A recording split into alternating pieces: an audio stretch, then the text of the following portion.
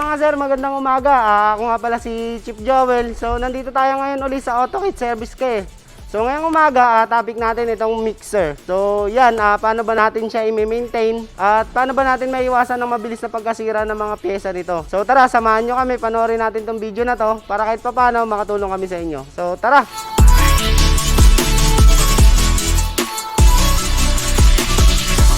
So yan mga sir, first step po natin itong ating roller pad. So yan, kailangan natin grasahan itong roller pad na to para maiwasan natin yung mabilis na pagkasira nito, yung mga bearing niya sa loob. Kailangan natin siyang magrasahan. Then dapat po itong ring na to, katulad nito, client natin ngayon hindi siya nagrasahan. So yan, ganyan mangyayari, kakalawangin siya, then yung bakal niya magkakasira-sira. So yan, palinis muna natin to, paggrasahan natin. So tara!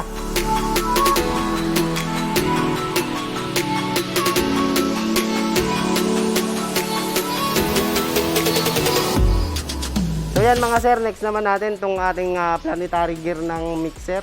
So tara, samahan nyo, check natin.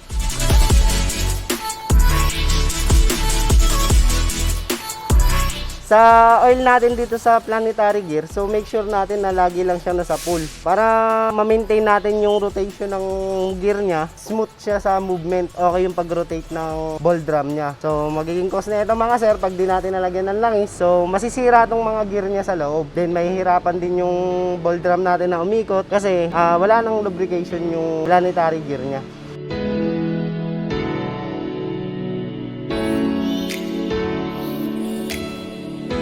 So yan mga sir, next naman natin itong hydraulic oil natin. So tara, samahan nyo ako. So ito yung pinaka-tank ng hydraulic oil natin. So kailangan lang natin siya ma-maintain na lagi siyang sakto yung langis niya para maiwasan natin yung pagkasira ng mga pump natin. So sisilipin lang natin siya dito sa may gauge niya kung nasa level pa ba yung langis.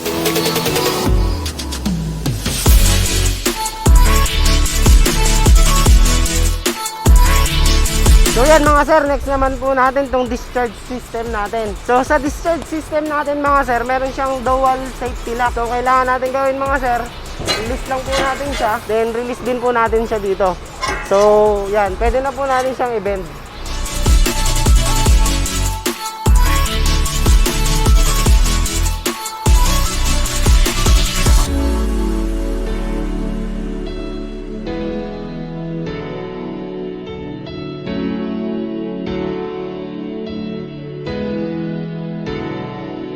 So yan mga sir, next naman natin, linisan natin yung ball drum natin. So bakit natin siya kailangan linisan mga sir? Kasi sir, pag yung semento kasi, pag nasa loob na siya ng drum, so may posibilidad po na matayo kaagad yung semento. So kailangan natin hugasan siya kaagad para maiwasan natin yung pagkatuyo nito. So katulad yan, pag natuyo na yan, mahihirapan na tayong tanggalin yan, masisira po kaagad yung ball drum natin.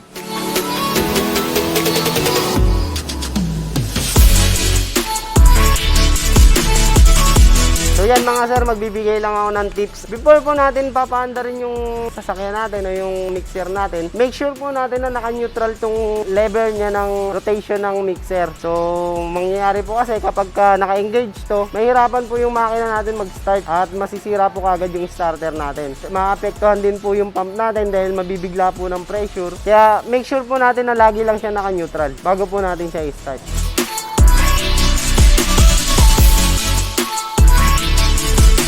So yan mga sir, naturo na natin kung paano linisan yung ating ball drum, then paano natin i-maintain yung ating mixer. So yan mga sir, kung meron pa kayong problema sa mga unit nyo, pwede nyo yan dalhin dito sa AutoKit Service Kay. Kung meron kayong tanong, question and comments, pwede kayo dyan mag-comment sa baba. Maraming salamat po sa inyo sa panonood ng video ito.